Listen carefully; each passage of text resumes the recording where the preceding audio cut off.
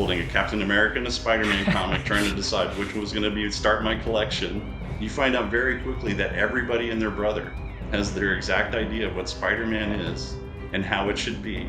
Art school and in college, and I kind of stopped collecting comics. That's during Todd's. And then Todd MacFarlane's Spider-Man kind of brought me back into comics. Really privileged and lucky to be sort of sitting in that chair. People would, love that opportunity, getting to sort of guide a Spider-Man game. So it wasn't lost on me. I love that aspect of it.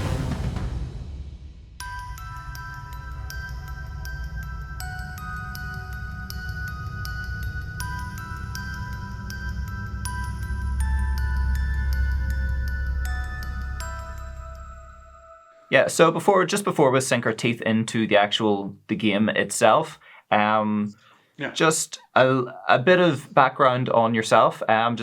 Were you a big fan of Spider-Man before getting the job? Were you into the cartoons, into the comics, into the TV, the early, I think it was 70s TV show with Nicholas Hammond? Yeah. I'm actually old enough to have watched the TV show on TV nice. When it aired. So, I've been a big comic book and Spider-Man fan since I was a kid. I think I started collecting Spider-Man comics when I was around 9 or 10 years old. My mom suggested that I should have a hobby. I decided I was going to start collecting comic books. I still remember the day of standing in the flea market holding a Captain America and a Spider-Man comic, trying to decide which was going to start my collection. And I went with Spidey just because I thought he looked cooler. I mean, it's just 9-year-old, right? Yeah. And, you're just going with what you like. I had an extensive comic book collection, Spidey collection. I had Spectacular Spider-Man, Amazing Spider-Man. From a really young age, I could tell the artist on the comic book covers and inside, from their art style, and then sort of check the signature to go, oh yeah, that is Frank Miller, or that is John Byrne or whoever. And so in collecting those comics and liking art, I thought that I was going to draw comic books for a living. I wanted to move, go to art school and then move to New York City and hopefully work for Marvel and draw comic books.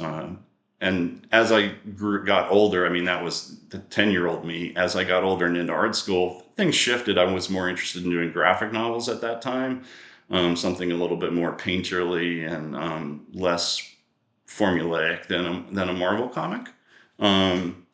And so, that was when I was a kid growing up. I wanted to go to art school so that I could go and draw comic books. And when I finished up at art school and comics didn't take off like a rocket, but I got hired into video games, I kind of took this diversion, it's sort of comics adjacent.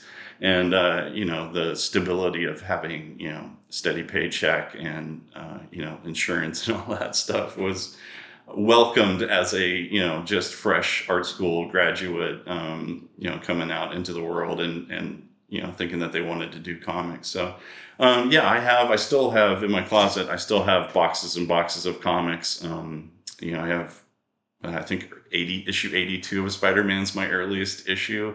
I don't actively collect anymore. But that, and really for me, my love and collecting of Spider-Man went through up until about Venom showing up. Okay. And then I sort of stopped for a while, during those mid to late 80s, because I was in art school and in college, and I kind of stopped collecting comics. That's during Todd's. And then Todd MacFarlane's Spider-Man kind of brought me back into comics. It was so fresh and new and sort of different at the time. And so it was, Todd MacFarlane and that Amazing Spider-Man and his sort of revamped, stylization of Spidey, kind of got me back into comics. And so working away in video games, and suddenly we have this opportunity to, hey, we're going to do a Spider-Man game. And, I'm the art director at the company. I'm thrilled. And then it becomes beyond that. It's going to become a big movie game. And that was kind of exciting too. It was new ground. How is the movie going to be compared to the comics and all that? So, but yeah. So in answer to your question, I watched the TV show. I collected the comics. I had the little action figures. of Spider-Man, you know, all that stuff. I had a good friend of mine. We used to take all of our comic books in their Mylar bags and tape them up to his wall and put them across the floor. So on a sleepover on a weekend, we'd have, you know, a couple hundred comics laid out, and we would just critique covers and talk about storylines and all of that, you know, kind of growing up. So yeah, pretty ingrained for me to get this opportunity to kind of to lead this project. Was also one of the hardest things to figure out is that suddenly when you're put in that position and in that chair, you find out very quickly that everybody and their brother has their exact idea of what Spider-Man is and how it should be and what the best Spidey is and the best Spidey stuff and what he's like and how it is. And it was just interesting to suddenly be sort of like challenged on, like, you know, here I was like getting a, you know, sort of direct my hero in a way. And then, you know, realizing like, whoa, like it's not just your property, Chris, like it's everybody's. The world loves Spidey, and you have to kind of, you know, you want to do the right thing and make it feel like a really great Spider-Man thing that, you know, if you're a Spider-Man fan at heart, you'll love, you know. That's what we kind of went for. Yeah. No, that is definitely is awesome as a fan growing up, to be able to work on it. Because I know for like some TV shows, or like just, well, usually TV shows, you see like an actor on it, and if you like love the TV show, and then you see the actor, and it's like the actor, oh, they didn't really know much about it before they got the job, and it's kind of like, oh. But when you get one that's like a fan, you're like, yeah.